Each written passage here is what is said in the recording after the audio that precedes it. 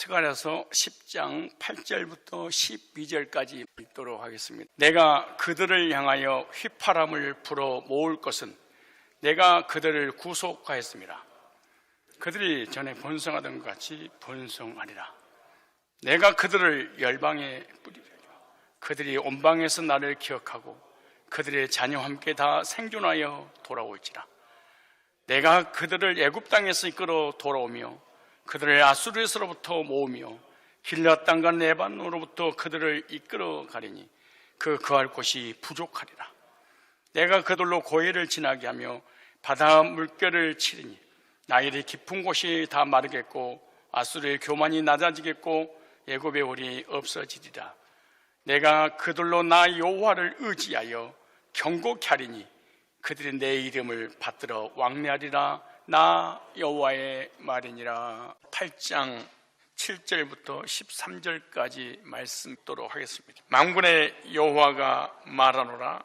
내가 내 백성을 동방에서부터 서방에서부터 구원하여 내고 인도하여다가 예루살렘 가운데 거하게 하리니 그들은 내 백성이 되고 나는 성실과 정의로 그들의 하나님이 되리라. 만군의 여호와가 말하노라.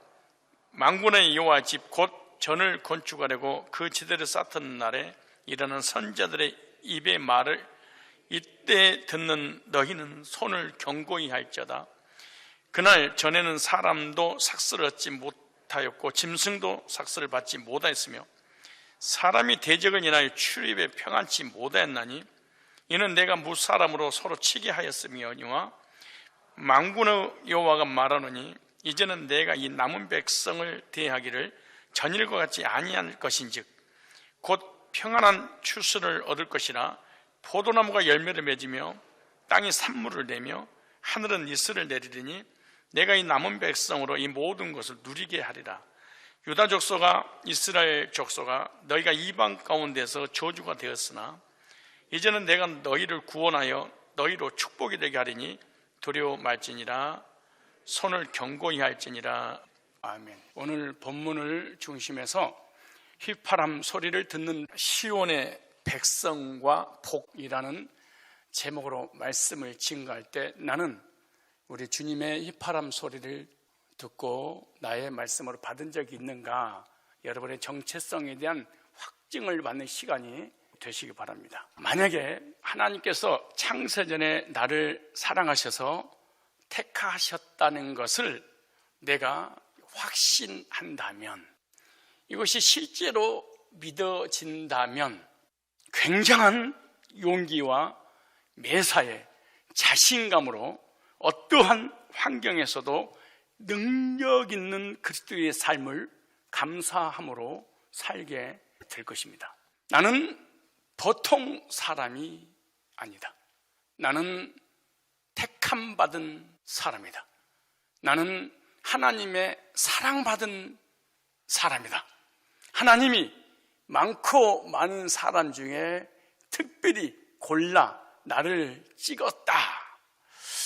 이렇게 확신하며 살아간다면 우리의 삶은 너무나 감격스럽고 기쁘고 즐겁고 행복한 나날들을 보낼 것이며 나의 삶에 여러 가지 환경적으로 고난이 위기가 온다 할지라도 그 사람은 믿음으로 반드시 승리하게 될 것입니다. 전능하신 여호와 하나님께서 창세전에 모태에서 복중에 짓기 전에 나를 택하시고 구속의 계획을 세우실 때 나에 대한 과거, 현재, 미래까지 하나님의 프로그램 속에 다 넣어놨습니다. 그렇다면 구원받기 위해 지금까지 내가 한 것은 아무것도 없고 앞으로도 내가 할 수 있는 것은 아무것도 없고 처음부터 끝까지 그 프로그램 안에서 진행될 뿐입니다. 내가 열심히 무엇인가 예배드리고 기도하고 헌신하고 세상에서 열정을 가지고 성공 지향적인 삶을 내가 사는 것처럼 보이지만 하나님의 계획 안에서 이루어지고 있는 것들이겠죠. 여러분, 하나님께서 저와 여러분들을 사랑하셔서 택하시고 구원의 길로 인도하시려고 만세전에 하나님의 작정 안에 있었다는 것을 믿습니까? 그렇다면 왜 하나님께서 나를 사랑하셔서 택하셔? 무엇 때문에, 어떤 조건을 보고 어떤 자격이 있길래 나를 택하셨을까요? 성경은 그렇게 말합니다. 무조건적 선택이다, 이렇게 말합니다. 그리고 하나님의 절대적인 주권이다. 그리고 하나님의 전적인 은혜라, 이렇게 말합니다. 그리고 다만 하나님께서 사랑하심으로 이럽니다. 아무 조건이 없습니다. 사랑하셔서 분명히 선택하셨고, 하나님이 선택한 사람은 어떤 계획 속에 내가 넘어지고 쓰러지고 낙심하고 좌절하고 온갖 몸부림을 다치는 것처럼 보이지만 하나님이 인도하고 계시는 것입니다. 그 환경이 어떠한다 할지라도. 성경에서 택함 받았다, 이것을 은총이라는 단어를 썼습니다. 은총이라는 말은 사랑받았다고 의미를 가지고 있습니다. 신의 사랑을 받은 사람을 은총받은 자, 이렇게 말합니다. 이 은총받은 것은 주관적 은총입니다.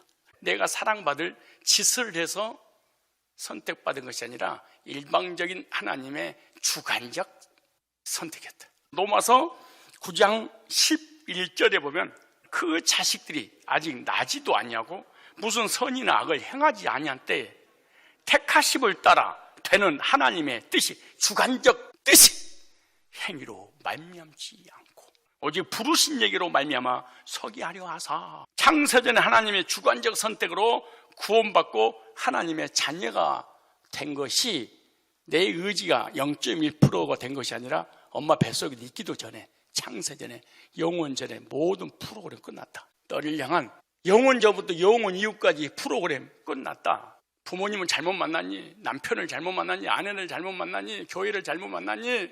난 어렸을 때 당했니? 이런 거 다 이 계획 속에 있었구나.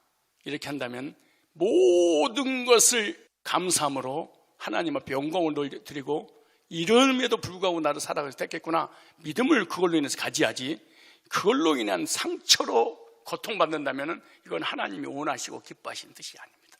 그리고 그리스도 안에서 죄짐 묻고 구원받은 것은 하나님의 은총을 받았다는 확실한, 즉 전능하신 창조주의 사랑을 받아. 언제? 창세 영원전에. 그런데 세상에는요 70억 인구 이상이 살고 있습니다. 예를 들어서 70억 인구 중에 택자들이 10억이라고 한다면 60억은 불택자입니다. 그런데 하나님께서 70억 인구 중에 택자가 몇 명 있는데 어떻게 그 택자들을 불러내는가? 그리고 나는 택자인지 아닌지 어떻게 알 수 있는가? 오늘 본문에 나옵니다. 어떻게 부르시는가? 첫째, 휘파람 소리로 부른다. 오늘 본문에 보세요. 8절에 내가 그들을 향하여 휘파람을 불어 모은 것은 내가 그들을 구속하였다, 이렇게 말합니다. 왜 휘파람 소리라는 단어를 썼을까요? 옛날에 양치기들이 내는 소리입니다. 휘파람 소리는 지금 호루락 소리죠. 여러 목자들이 양을 칠 때 목자들이 다 양들을 푸른 풀밭으로 다 한꺼번에 풀어 놓아 버립니다. 그러니까 목자 수십 명의 목자들의 가지고 있는 양 수천 마리를 한꺼번에 싹 그 안에다가 몰아넣어버리는 거예요. 목자 많고 목자의 양들이 다 다르겠죠. 양들은 그래서 제각기 돌아다니며 풀을 뜯고 놀기도 하고 나무 그늘에서 낮잠을 자기도 하고 열심히 풀을 뜯기도 하고, 어떤 양들은 자기끼리 뿔로 받으면서 힘자랑도 하고, 멀리 떨어져 있는 양, 가까이 있는 양, 양들이 다 섞여서 살아가요. 그러나 저녁 때가 되어 집에 갈 때가 되면 목자가 자기 양을 부르는데 양을 부르는 방법이 있습니다. 동시에 10명의 목자들이 오후 5시가 되면 휘파람을 부릅니다. 이렇게. 그런데 크고 작고 높고 낮고 뭐 여러 종류의 휘파람 소리가 있을 거 아니에요? 근데 신기하고 놀라운 일은 자기 목자 휘파람만 딱 듣습니다. 1000마리의 양들이 자기 목자의 휘파람 소리만 딱 듣고 자기 목자한테 이쪽 저쪽에서 달려옵니다. 자기 목자 휘파람 소리인지 남의 목자의 휘파람 소리인지 다 알아듣는다는 것이 얼마나 기적 같은 일입니까? 근데 다른 양들은 못 알아듣는데 주인의 휘파람 소리를 자기 양만 알아듣는다는 거예요. 이와 같이 주님은 구속받은 성도를 복음의 휘파람 소리로 불러 모으신다. 스가랴서 10장 8절로 그렇게 말합니다. 내가 휘파람을 불러 그들을 모으고, 2000년 전에 십자가 구속을 다 완성시키고 난 다음에 주의 종들을 통하여 복음의 휘파람을 부르면 그 소리를 딱 듣고 미치는 거예요. 양은 목자의 음성을 알아듣고 목자를 알아보고 달려오듯이 하나님의 택함 받은 백성들은 주님의 복음의 음성을 듣고 복음 앞으로 반드시 달려 나온다. 그래서 요한복음 10장 이 말씀을 똑같이 이렇게 기록해 놨어요. 3절에 문지기는 그를 위하여 문을 열고 양은 그의 음성을 듣나니 그 수많은 양들이 있고 수많은 목자들이 휘파람을 부르는데 자기 목자의 음성만 딱 듣고 나오는 거예요. 그가 자기 양 이름을 각각 불러 인도하여 택함 받은 사람들 이름을 다 부르는 거예요. 복음으로 자기 양을 다 내온 후에 앞서가서 가면 양들이 그 음성을 아는 거로 따라오되, 우리가 세상에서나 복음 없는 교회나 이단에서 섞여 살다가 복음 있는 교회 와서 말씀 듣는 중에 귀가 열리면서 들리는 말씀이 있습니다. 들릴 때가 있습니다. 목자의 음성이. 하나님께서 부르시는 복음의 휘파람 소리를 하나님의 택자들은 반드시 듣게 되는데, 여러분 들은 적 있으십니까? 하나님의 택함 받은 백성은 복음을 들을 수 있는 귀가 열려 있어요. 평생을 생명을 다해 못 바쳐 주님을 섬겼는데 이제 들리다니 복음이. 이럴 날이 옵니다. 택함 받은 사람은 반드시 휘파람 소리가 들려져요. 휘파람 소리를 뭐냐? 바로 복음입니다. 택자들은 하나님께서 어떻게 부르느냐?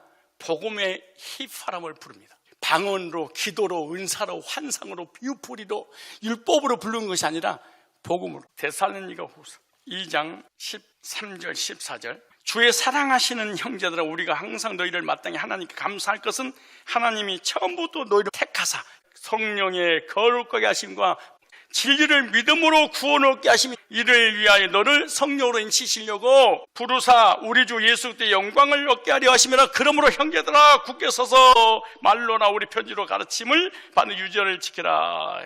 목자의 음성은 복음으로 부르십니다.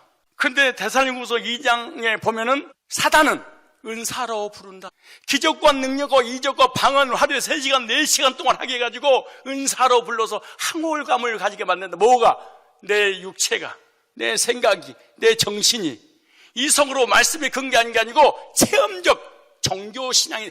그래서 종교는, 모든 종교는 육체가 체험하는 거예요. 뜨겁고 차갑고 느끼는 거예요. 육체가 무슨 불을 받고 방언을 하고 혓바닥을 놀리고, 이게 육적 체험을 하게 만듭니다. 무당하고 똑같지요. 그러나 기독교는 말씀을 체험하게 만듭니다. 구원을 위한 부르심은 복음으로 부르십니다. 때를 따라 복음을 듣게 하시고 그 복음 믿어지게 합니다.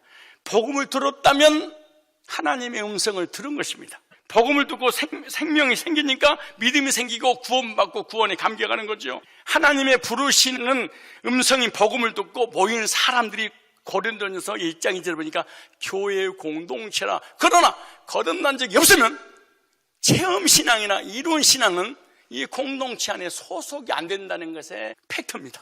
하려고 몸부림을 쳐도 안 돼. 왜? 서로의 언어가 달라. 그러니까 모임의 공동체는 어떻게 해서라도 빠져나가 버립니다. 수단과 방법을 가리지 않고 그 모임에 있어도 메시지의 통일성은 가질 수 없습니다. 그러면 나를 하나님이 어떻게 부르심을 받았는지 자신을 살펴봐야 됩니다. 왜냐하면 히브리서 3장 1절 보니까 하늘의 부르심을 받은 사람이 성도라. 그러므로 함께 하늘의 부르심을 입은 거룩한 형제들아, 우리 믿는 도리의 사도시며 대제승 예수를 깊이 생각하라. 하나님께서 택자들 어떻게 불러요? 휘파람 소리로, 복음의 휘파람 소리로 반드시 때가 되면 나를 부른다. 두 번째, 복음의 휘파람 소리를 듣고 죄산 받은 성도가 바로 택자들입니다. 이사야서 35장 9절로 10절에 보니까 거기는 사자가 없고 사나운 짐승이 그리로 올라가지 아니하므로 그것을 만나지 못하겠고, 거듭나서 구원받은 성도들의 마음속에는 평화가 일어날 거다. 오직 구속 얻은 자만 그리로 행할 것이, 이거 천국이지요. 여호와의 속량함을 얻은 자들이 돌아오되 노래하며 시온에 이르러 그 머리 위에 영양의 희락을 띠고 기쁨과 즐거움을 얻으리니 슬픔과 탄식이 달한 날이로다. 이사야서 51장 11절 말씀 보니까 여호와께서 구속된 자들이 돌아와서 노래하며 시온으로 돌아와서 그 머리 위에 영양한 기쁨을 쓰고 즐거움과 기쁨을 얻으리니 슬픔과 탄식이 달하고. 요한계시록 14장 1절로 4절을 보니까 14만 4천인도 마찬가지예요. 14만 4천은 시온 백성인데, 시온 백성을 속량받은 사람, 즉 복음의 휘파람 소리를 듣고 죄사함의 확신을 가진 사람이 성경에는 14만 4천이라 이렇게 말해요. 그리고 죄사함 받은 적이 없는 사람은 14만 4천이 될 수 없습니다. 여기 14장 1절에 보니까 또 내가 보니 보라, 어린 양이 시온산에 섰고 그와 함께 14만 4천이 섰는데 그 이마에 어린 양의 이름과 그 아버지의 이름이 쓴 것이 딱 두 가지가 있네. 구원받은 사람 머릿속엔 딱 두 가지가 인이 베껴 있대. 하나는 어린 양 이름, 천하 인간에게 구원도를 다른 이름을 준 적이 없구나. 이거 방언도 안 되고 율법도 안 되고 환상도 안 되고 기도도 안 되고 하늘문 열려도 안 되는구나. 예수의 피밖에 내 죄 문제는 해결할 수 없구나. 머릿속에 탁. 두 번째, 그러니 하나님 앞에 예배드려야지. 이 거듭난 사람은 너무 단순해. 딱 두 가지밖에 머릿속에 없어. 나 구원받아서 예배드려야지 이거야. 근데 구원받지 못한 사람은 그게 아니야. 방언해야지, 환상 봐야지, 율법 지켜야지, 성화돼야지, 십계명 지켜야지. 얼마나 머리가 복잡한지 모릅니다. 그런데 거듭난 사람 딱 두 가지야. 딱 거듭나서 예배드려야지. 예배를 생명을 걸고 드려. 거듭난 사람. 근데 거듭난 적이 없으면요, 예배를 참고의 시간이 있으면 하고 없으면 말고. 절대로 예배 우선순위를 드린다니 불가능한 일이야. 거듭난 적이 없다면. 그리고 내 머릿속에 예수의 피가 내 모든 죄를 속했구나. 이런 구원에 대한 감사가 없습니다. 여기 나오잖아요. 어린 양의 이름이 예수님이잖아요. 그 아버지 이름 성부 하나님이잖아요. 그 쓴 것이 내 뇌 속에 있다 그러네. 사상이죠. 저희가 보좌와 내 생물과 장로들 앞에서 사복음서지요. 새 노래를 부르니, 사복음서를 구원받은 사람이 새 노래를 부르니, 죄사함의 노래, 의인의 노래, 하나님 자녀가 된 노래, 은총받은 노래, 천국 가서 영원히 살 확신의 노래, 새 노래. 이게 그래서 찬양하다 울고 불고 난리를 치는 게 그래서 그런 거예요. 어쩌면 그렇게 외웠던 나 같은 죄인 살리신 주은혜 놀라워가 눈물 한 방울 안 났는데 구원받고 나니까 이렇게 나에게 주신 찬송을 확 바뀌어지는 거죠. 땅에서 구속을 못한 14만 4천님밖에 능히 노래를 죄사함 받았다는 이 말을 못할 것이니라. 예수 이름으로, 예수의 피로 죄사함 받고 하나님을 예배드리고 구원의 확신과 감격 속에 하나님 앞에 영광을 돌립니다. 이 말을 절대로 교회에 다니더라도 하지를 못할 것이다. 지 혼자 씨부렁거릴 수 있는데 공동체 안에서 못할 것이다. 이 사람들은 여자로 더불어 더럽히지 않냐고. 무슨 말, 이단 거짓교리 0.1%도 섞이지 않냐고. 여자는 교회잖아요. 교회가 율법이 신비주의가 들어오면 타락되잖아요. 이걸 음녀라고 그러잖아요. 근데 거짓교리가 들어오지 않냐고. 정절 있는 자라. 어린 양이 어디로 인도하든지 복음 따라 사는 사람, 복음이 어디로 가든지 복음 인도하는 사람. 근데 거듭난 적 없으면 또 복음이야. 기초를 십계명을 전해야지, 율법을 전해야지, 기도시켜가지고 방언도 터뜨려야지, 예언도 환상도 보고 입신도 하고 금식기도도 시키고 꼭 뭔가 뒤에다가 뭘 달어. 구약에서는 시온산, 시온의 백성을 예언하다가 신약 요한계시록에서는 예언의 절정을 이루는데 시온산의 어린 양이 14만 4년과 함께 있는데 시온 백성 택자들 얘기하고 있습니다. 새 노래를 불러 속량받은 사람이 부른다는 거예요. 이 사람들은 여자로 더럽히지 않았어요. 어린 양이 어디로 가든지, 무슨 말이야, 복음으로 거듭난 사람은 죽을 때까지 복음만 쫓아다닌다. 은사로 거듭났다고 하는 사람 맨날 방어만 하고 쫓아다닌다. 자기 목자가 없으면 평생 동안 목자를 찾아서 여러 목자의 설교를 듣는다. 찾아볼까요? 에베소서 1장 7절. 우리가 그리스도 안에서 그의 은혜의 풍성함을 따라 그의 피로 말미암아 구속 죄사함을 받았으니 희파람의 복음을 들으면 반드시 죄사함 받은 확신을 갖게 된다. 복음을 깨닫고 나면 성경에 기록된 말씀이 나에게 주신 말씀으로 믿어집니다. 구원받기 전에는 복음의 말씀이 내 말씀이 아닌 것처럼 느껴집니다. 그런데 구원받고 나니까 강단에 선포된 복음이 나에게 주신 말씀이구나. 이것이 하나님들까지 다 나에게 준 음성을 들리는 거예요. 주의 말씀 받은 그날 참 기쁘고 복되도다. 오늘날 죄산 받은 사람이 하나님 나라의 백성이지요. 골로새서 1장 13절에 그가 우리를 흑암의 권세에서 건져내서 그의 사랑의 아들의 나라로 옮기셨으니 그 아들 안에서 우리가 구속 그 죄사함을 얻었도다. 이게 하나님 백성이에요. 세 번째, 복음의 휘파람 소리로 세계 각지에서 하나님의 백성을 불러 모을 것이니라. 신비스러운 일이잖아요. 전 세계에 터졌던 온갖 각지에서 내가 불러내리라. 19절에 내가 비록 그들은 온 세계에 흩어버렸으나 그들은 멀리서도 나를 기억할 것이다. 그리고 그들과 그 자녀들이 생존하다가 돌아올 것이다. 여러 나라 백성 가운데 하나님을 기억하고 살아서 돌아온 사람들이에요. 복음의 소리를 듣고 구원받고 살아서 돌아온 사람들이 바로 교회입니다. 하나님의 택하심 받은 사람들은 여러 백성 가운데 있다 이렇게 말해요. 세계 각지에서 구원받은 사람이 모여들 거라는 거예요. 땅끝에서 택자들이 돌아오게 되는데, 그런데 아직 우리에 들지 않는 주님이 양을 찾는 목자이신 예수님의 말씀에 전 세계에 흩어진 사람 불러 모을 건데 아직도 듣지 못한 사람이 있을 것이다. 그게 이방인들이잖아요. 요한복음 10장 14절 이렇게 말합니다. 나는 선한 목자이다. 나는 내 양을 알고 내 양도 나를 안다.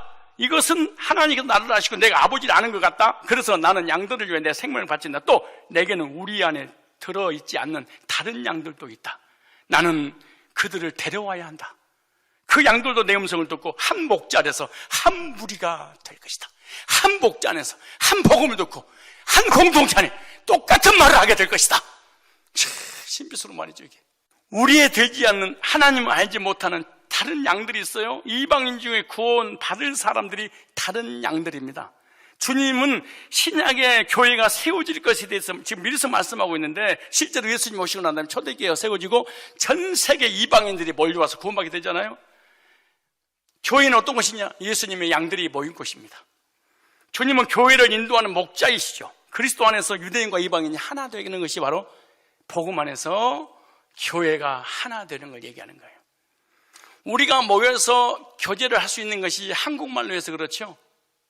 근데 한국 사람이 한국말로 모여서 교제하는데 왜 교제가 안 될까요? 천국 방언이 아니고 세상 방언이어서 그런 거예요. 그래서 듣기 싫은 거예요. 알아듣지 못하니까 그만하자. 내가 하는 말로 내 말로 할 거야. 난 율법주의야. 난 신비주의야. 난 인본주의야. 자유주의야. 난 십계명을 지켜야 돼. 이 사람은 이런 언어 통하는 사람끼리 교제를 하겠죠. 이방인 중에서 어떻게 주님의 택자들을 찾을 것인가? 이방인 중에 주님의 음성을 듣는 사람이 있을 거라는 거예요. 주님의 음성을 듣는 사람이 주님의 양인데 양은 목자의 음성을 듣게 될 것이잖아요. 주님의 양은 뭐냐? 복음을 듣게 되는. 그러니까 택자들은 반드시 복음을 듣게 된다. 복음은 예수님의 음성이기 때문에 그렇습니다. 목자가 양을 부를 때 호락 휘파람을 통해서 부를 때 양이 목자의 음성인 것을 알고 달려가는 것처럼 예수님은 어떻게 부르시냐? 복음으로 자신의 양들을 부르시는 거예요. 복음은 영혼의 목자 예수님의 음성입니다. 복음을 듣고 나온 사람이 그리스도의 양입니다. 여러분, 예수님께서 여러분의 목자입니까? 목자는 자신의 양을 찾습니다. 뭘로 찾냐? 복음을 찾습니다. 주님의 양들은 복음을 듣는 순간 춤을 춥니다. 아무것도 없어서 목자만 있어도 평안을 누리고 편안하게 누워서 쉼을 얻습니다. 양을 어떻게 찾아요? 목자가 휘파람 소리로 자기 양을 찾듯이 예수님께서 우리의 들지 않는 자신의 양을 복음의 휘파람을 불러 찾듯이 우리들도 예수님의 음성인 복음을 전해서 예수님의 양들을 찾아줘야 됩니다. 우리의 들지 않는 양도 찾아 한 우리에 있게 하는 목자가 참 목자이죠. 아직 성상교회에 다니고 있지만 구원받지 못한 사람을 찾아서 복음을 전해서 구원받게 해야 되지 않겠습니까? 복음을 전하면 주님의 양이 아닌지 긴지 금방 합니다. 다른 걸 전해서는 절대 모릅니다. 기도합시다, 방언합시다, 율법을 지키십시다, 선하게 삽시다, 금식합시다. 이렇게 해가지고 못 찾습니다. 복음을 딱 전해면 양과 염소가 딱 갈라져 버립니다. 평상시에는요 다 친하게 지냅니다. 성도들이니까. 그때 복음 딱 전해버리면 그냥 갈라져 버립니다. 하나님의 음성인 복음을 듣고 구원받은 사람은 택함받은 사람인데 그 택함받은 사람들을 전국 전 세계에서 불러 모을 것입니다. 뭘로? 복음으로. 아직도 우리 안에 들지 않는 그 양들은 우리에게 맡기셨습니다. 복음을 전해서 내 양을 찾아라. 세상에 살든지 복음 없는 교회를 다니든지 이단에 빠졌든지 우상숭배하든지 땅끝에 있든지 주님은 자신의 백성을 반드시 불러내신다. 뭘로? 휘파람으로. 찬양으로, 기도로 부르는 게 아니에요. 율법으로 부르는 게 아니에요. 은사로 부르는 게 아니에요. 복음의 휘파람 소리로. 네 번째, 복음을 듣고 구원받은 성도의 삶을요 반드시 하나님께서 합력하여 선을 이루십니다. 구원받은 백성들이나 택자들인데 구원 안 받았다 할지라도 창세전의 예정 가운데 택함받은 백성은 모든 것이 합력하여 결과를 잘 되게 할 거다. 로마서 8장 28절에 하나님을 사랑하는 자, 곧 하나님의 계획을 따라 부르심을 받는 사람들에게는 모든 일이 서로 상호작용해서 좋은 결과를 이룬다는 것을 우리는 압니다. 공동번역에. 무슨 말이에요? 하나님의 섭리는 결과는 반드시 뭐가 준비됐다? 복이. 지금은 현재 망해도 흥해도 건강해도, 아파도, 안 돼도, 잘 돼도, 잘 살아도 못 살아도, 일이 꼬이고 안 되어도 감사합니다. 왜? 모든 일이 서로 상호 작용해서 결과를 하나님께서 잘 되게 하실 것입니다. 그냥 택함 받았잖아요. 그리스도인들이 교만할 수 있냐? 나는 없다고 봅니다. 잘난 체 할 수 있냐? 없다고 봅니다. 큰 소리 칠 수 있냐? 없다고 봅니다. 왜? 삶까지도 네가 하는 것이 아니라 내가 하는 거야. 하나님을 사랑하는 자고 그 뜻대로 부심을 입은 자들이라는 모든 것이 합력하여 선을 내가 하는 거야. 근데 네가 주인이야? 네가 큰 소리 쳐? 진짜로 거듭남을 말씀을 통하여 다시 한번 재조명할 필요가 있다고 봅니다. 장로들, 권사들, 안수집사들, 특별히 묵은 닭들. 신명기 8장 16절 이렇게 말합니다. 너를 인도하여 그 광대하고 위험한 광야고 불뱀과 정갈이 있고 물이 없는 건조한 땅을 지나게 하셔서 또 너를 위하여 물을 굳은 반석에서 내셨으면 네 열조도 알지 못한 만나라 광야에서 내게 먹이셨느니 이는 다 너를 낮추시며 너를 시험하사 마침내 내게 복을 주려 하심이라. 하나님의 섭리는 뭐예요? 결과는 복이다. 마침내 복을 주시고 영광을 주시기 위해서 고난의 길, 광야의 길, 가시밭길을 슬픔 있는 그 광야길을 걷게 하셨다. 이렇게 말합니다. 결국에는 가나안 땅을 주려고, 결국 반석에서 나는 물 주시려고, 하늘에 만나 주시려고, 기적 체험하게 하시려고 너를 그 길로 인도한 거야. 사랑받고 택함받고 구원받은 그리스도인의 삶에도 때로는 고난의 터널을 지날 수 있습니다. 광야 같은 길을 걸 수 있습니다. 가시밭길 가게 하시다가 하나님의 섭리는 마침내 복이다. 때로는 어려운 일을 당해도 기억하십시오. 때로는 고난의 길이 온다 할지라도 기억하십시오. 나는 하나님께 은총받은 사람이야. 택함받은 사람이야. 구원받은 사람이야. 하나님께서 예수님의 그 보혈의 피로 씻어서 의롭게 해주신 나는 예수님 짤이야. 나는 비싼 존재야. 보물단지야. 고물을 보물로 만들어 주셨어. 그러므로 나의 삶의 결과는 마침내 복이야. 화를 복으로 해를 선으로 바꾸시는 역사입니다. 택한 자의 결과는 마침내 복을 받는다. 많고 많은 사람 중에 하나님을 사랑하셔서 택함받은 백성은 어디에 있든지 복음의 휘파람 소리를 듣고 구원받고 영생의 확신을 갖게 해주십니다. 그렇다면 범사에 하나님 뜻이 있고 미래의 삶도 나를 섭리하고 나를 가장 좋은 방향으로 분명히 인도하실 것입니다. 어떠세요? 말씀을 들어보니까 지금까지 하나님께 인도하셨고 앞으로도 인도하실 것이라고 믿어지십니까? 하나님 인도를 받아서 지금까지 왔습니다. 앞으로도 인도하실 것입니다. 그런데 여기까지 인도하신 하나님께서 우리의 남은 삶을 실패하게 할 일 만무하지 않겠습니까? 여호와는 나의 목자시니 그가 푸른 초장을 실만한 물가로 인도하시는도다. 양들은 아무런 행위가 없습니다. 목자가 끌고 가는 대로 가는 거예요. 그가 푸른 초장을 실만한 물가로 나를 잘 빨세는도다. 내가 사망이 훔치면 골짜기로 다닐 대로 해를 두려워하지 않을 것을 주께서 나와 함께 하십니다. 그가 온수의 목전에서 내게 상을 베푸시고 기름으로 내 머리에 바르셨으니 내 잔이 넘치나이다.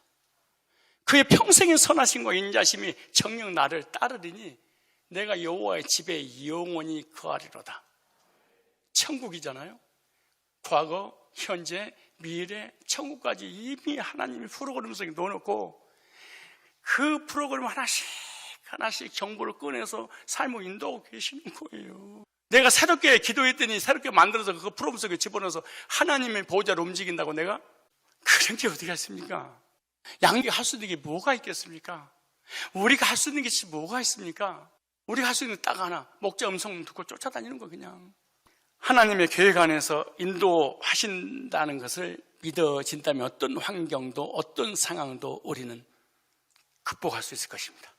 구속받은 성도를 복음의 휘바람 소리로 불러 모으신 회복된 시온교회에서 시온 백성들에게 주시는 6가지 복이 있습니다. 첫째, 하나님 백성은 회복된 시온교회에서 살게 될 것이다. 참 신기하죠? 시온교회 와서 복음 듣고 구원받으면 그 교회를 떠나지 않고 그 교회에서 섬기리라. 이론적으로 지식적으로 구원받았다. 순간 감정으로 울 수 있어.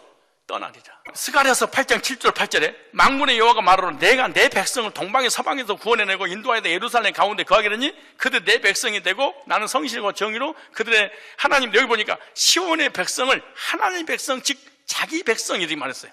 그리고 시온의 백성이 누구냐? 하나님 백성이잖아요. 그런데 하나님 백성이 주신 복 6가지 있는데 첫째, 회복된 교회에서 살리라. 여기 나오죠. 예루살렘 가운데 거하게 하리니 회복된 시온 교회에서 거하게 하리니. 그러니까 하나님이 들어다 거기다 앉혀놓으리라. 동방 서방 남방 땅끝에서 영생적으로 작정된 대로 복음 있는 교회를 불러다 놓고 구원받고 거기서 앉아서 거기서 체류하게 되리라. 시온인 예루살렘을 살게 되는데 복음이 있는 곳에서 살게 해주시겠다. 그러니까 시온의 백성은 복음의 말씀을 듣지 않고는 못 살게 될 것이다. 그래 무슨 말? 그러니까 복음으로 거듭난 적이 있으면은 율법, 신비, 이단, 인본주의, 세속적인 언어를 듣고는 못 산다는 거예요. 이게. 그러니까 육적인 메시지, 축복에 관한 메시지, 혼적인 메시지, 지식의 메시지, 도덕적인 메시지, 혼을 자극시키는 이론적인 똑똑한 철학적인 메시지를 듣고는 못 살리라. 좋은 설교를 듣고는 못 살리라. 시온 백성은 복음을 듣고 살도록. 두 번째, 시온의 백성들에게 은혜를 주실 것이다. 이사야 30장 19절에 시온 교회 와서 구원받은 시온 백성은 그 앉아있기만 해도 하나님이 은혜를 베풀어 주시는데, 시온에 거하며 예루살렘에 거하는 백성아 너는 다시 통곡하지 않을 것이다. 그가 너희 부르짖는 소리를 이라 네게 은혜를 베푸시되 들으실 때 네게 응답하리라. 그러니까 시온에 사는 백성들 은혜를 베푸시는데 시온의 백성이 아니면 은혜를 받지를 못한다. 일방적으로 부어주신 은혜를 받으리라. 그러니까 시온 백성들에게 특별 대우를 하나님 해드리는 거야. 예배 때마다 내가 은혜를 줄 거야. 세 번째, 하나님께서 다시 시온을 택하여 자기 백성을 삼으신다. 스가랴 1장 17절에 다시 예루살렘을 택하리라 하셨더라. 여기 다시 택하신 시온은요, 육적인 이스라엘 시온이 아니에요. 그리스도 안에서 복음으로 회복된 영적인 시온. 그리고 이방인들에게 하나님 복음을 주셔서 구원받게 해주는. 네 번째, 이방인들도 시온에 있으면 하나님 백성이 돼. 무슨 말이냐? 구원받기 전에는 목회자 말씀이 어려워요. 복음이 어려워요. 힘들어요. 듣기가 정말 마치 구원받기 전에 다른 교회 오든 이방인이든 교회 오면은요, 내 설교가 무지무지하게 쉬운데 그 사람이 너무 어려운 거예요. 미국 사람 영어로 너무너무 쉽게 하는데 우리는 너무너무 못 알아듣기가 어려운 거예요. 그런데 그 시온에 앉아있으면 반드시 그를 거듭나게 하리라. 스가랴 2장 10절로 11절에 그날에 많은 나라가 여호와께 속하여 내 백성이 될 것이요 나는 네 가운데 거하리라. 네가 만군의 여호와께 나를 네게 보내주야 하니라. 여호와 장차 유다를 취하여 걸어온 땅이 자기 소유로 삼으시고 다시 예루살렘을 택하리니 많은 이방인이 먼데 많은 나라 사람들이 시온교회에서 구원받는 모습을 보고 있는. 그러니까 이방인들 구원받을 생각도 안 했으니까 0.1%도. 그런데 하나님께서 시온에 와 있으면 복음을 듣고 반드시 구원의 확신을 갖게 하리라. 다섯 번째, 시온 백성은 크게 번성할 것이다. 스가랴 2장 4절 5절을 보세요. 이르되 너는 달려가서 그 소년의 구하에 이르기를 예루살렘에 사람이 거하리니 그 가운데 사람과 육축이 많으므로 그것이 성곽 없는 전락과 같으니라. 여호와의 말씀에 내가 그 사면에서 불성공이 되면 그 가운데 영광. 이 말씀을 여러분의 약속의 말씀으로 붙잡기 바랍니다. 자, 여기 보면은 먼저 시온 백성 크게 번성하는데 왜 그러냐? 영적 시온교회는 주님이 세우셨기 때문인 거예요. 오늘 본문에는 영적인 시온교회는 예수님 직접 세울 것이라고 500년 예언했어요. 어떻게 예언했냐? 1절 내가 또 눈을 들어본 즉 한 사람이 청량줄을 그 손에 잡았기로. 이 현대의 성경에 보면은요, 내가 다시 눈을 들어 살펴보니 손에 줄자를 든 사람이 나타났다. 건물을 건축하려고 줄자를 가지고 재는 거잖아요. 치수를 재는 거잖아요. 그런데 스가랴 선지자 환상 중에 청량줄을 붙잡고 있는 사람 누구냐? 청량줄을 잡고 있는 사람은 그리스도를 상징하는 천사입니다. 예수 그리스도께서 하나님의 성전을 친히 세우시겠다 그렇게. 그러니까 예수님께서 오시면은 줄자를 가지고 자를 재서 성전을 건축한 일이 벌어질 텐데 예수님 진짜로 오셔서 마태복음 16장 18절에 보면은 16절에 보면 직접 그랬어요. 반석 위에 교회를 내 교회를 내가 세우리니. 예수님 직접. 그런데 주님께 진짜 예수님 구속을 통하여 초대교회를 세웠어요. 그래서 예수 그리스도를 통해서 구원을 받은 성도들에게는 예수님의 그 이름 위에 교회가 세워져서 구원받은 거예요.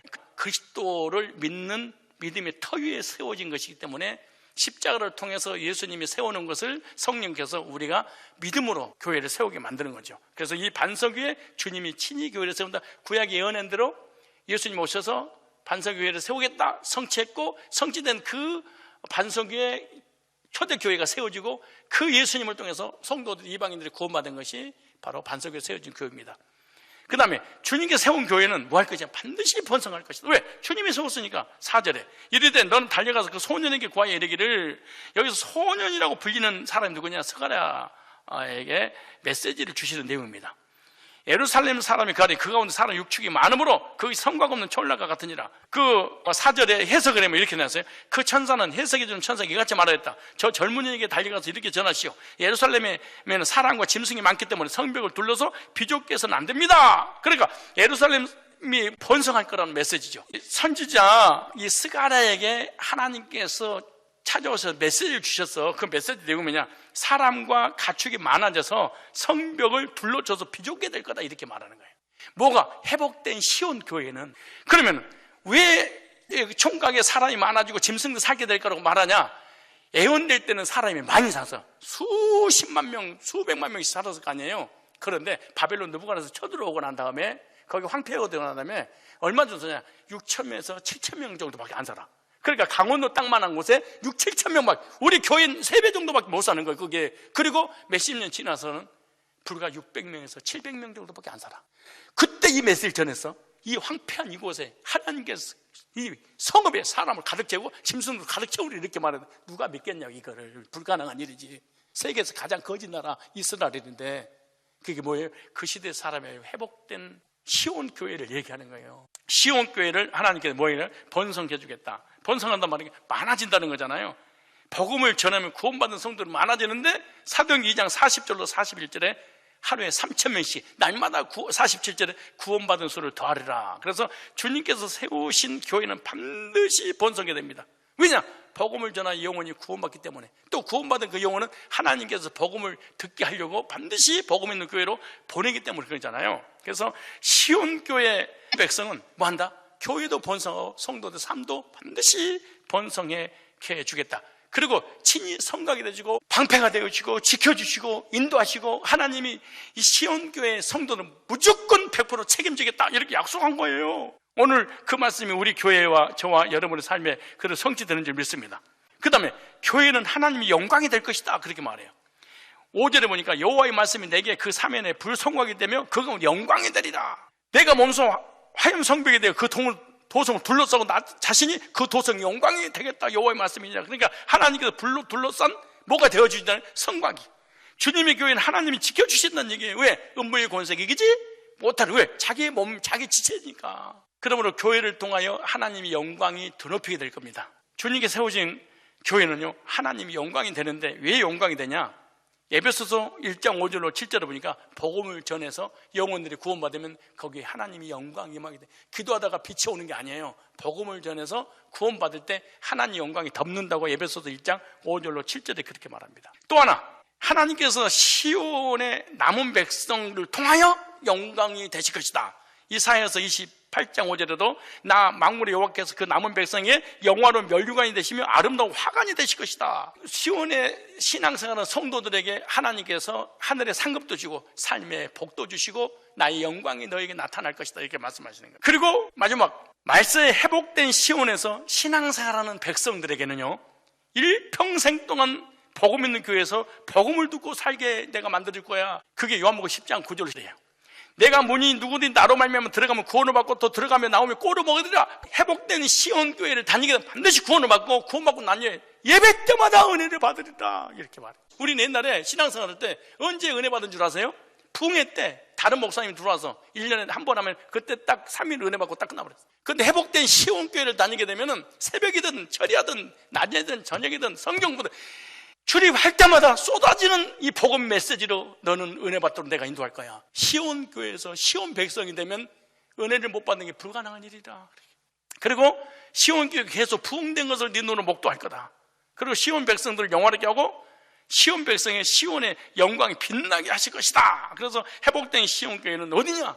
두말할 것도 없이 여러분이 보고 있는 첫 번째 시온 교회는 초대교회고 초대 같은 교회인데 오늘 우리 성산교회입니다. 성산교회는 하나님이 복음으로 세운 교회고 그 교회는 복음을 듣고 구원받게 되고 구원받은 성도는 말씀을 양육받고 성장하면은 하나님을 사랑하는 마음으로 교회를 헌신하고 충성하고 봉사하는 그리고 이 복음이 흘러가도록, 그래서 계속해서 영혼들이 구원받고 교회가 아름답게 세워져가는 그 교회가 바로 성산교회인 줄 믿습니다. 하나님의 사랑과 은혜로 택하심을 믿고 복음의 휘파람 소리를 듣고 죄산받고 구원받았다면 하나님을 의리하고 신뢰하고 말씀 받고 말씀이 인도받으면서 늘 감격 속에서 승리하며 살아가는 성산의 백성들이 다 될 줄로 믿습니다.